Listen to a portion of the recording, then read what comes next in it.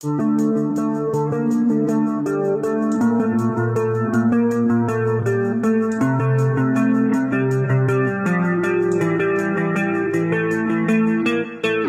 brutal KKB teroris distrik Suru-Suru Papua tak berpenghuni bak kota hantu. Kami kembali menyampaikan kepada dunia dan masyarakat Indonesia dan pemerintah Indonesia bahwa kami mengumumkan peringatan bagi warga imigran Indonesia untuk tinggalkan wilayah konflik bersenjata antara TPNPP dan TNI Polri. Itu kami lakukan syarat-syarat hukum humaniter perang internasional.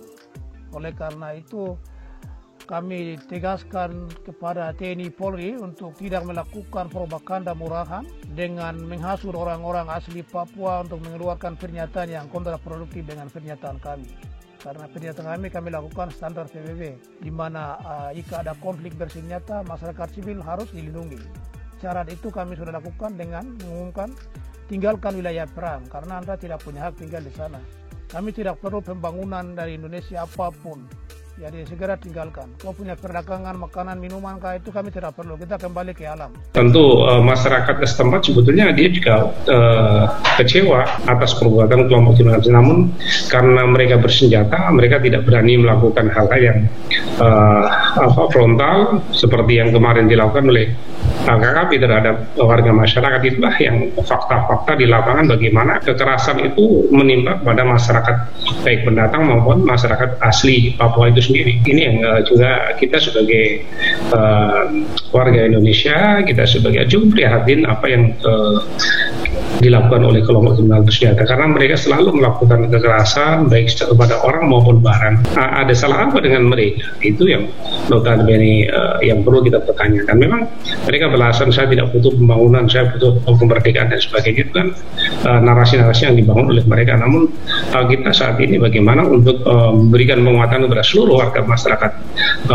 di negeri ini untuk bagaimana bersama-sama membangun dalam kondisi apapun kita untuk bangkit untuk memajukan daerah kita dengan peningkatan segala sumber yang ada, baik sumber alam, sumber daya manusia, dan potensi-potensi yang ada di tanah Papua. Distrik Suru-Suru, Kabupaten Yuhukimo, Papua ini tidak berpenghuni bak kota hantu. Masyarakat sempat memilih mengungsi karena adanya teror kelompok kriminal bersenjata. KKB teroris Papua. Anggota batalion R600 Modang dikagetkan dengan tak berpenghuninya distrik Suru-Suru. Terakhir aksi teror yang terjadi katanya dan Yonif R600 Modang Letnan Kolonel INF Hanif Arido. Menurutnya saat bertugas di Papua langsung konsentrasi dengan kondisi Suru-Suru. Hal tersebut berdasarkan permintaan kepala daerah setempat yang menyampaikan daerah tersebut ditinggal warganya akibat adanya gangguan dari KKB teroris. Nah, baru kemarin kami bisa mendarat di sana. Di sana kami kaget karena apa yang disampaikan media dan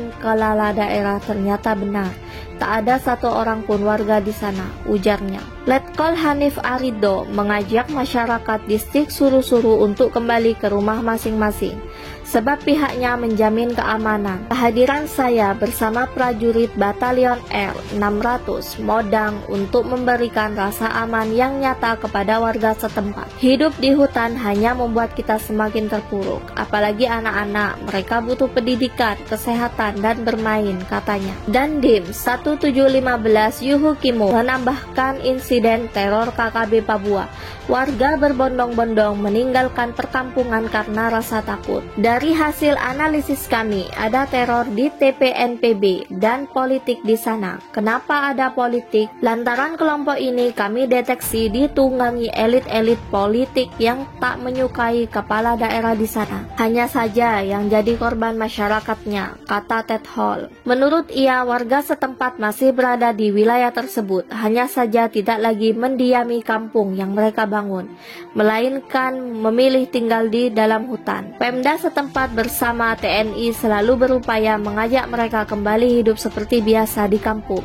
Hanya saja isu-isu teror sangat kencang mempengaruhi warga, sehingga muncul rasa ketakutan yang berlebihan, ujarnya.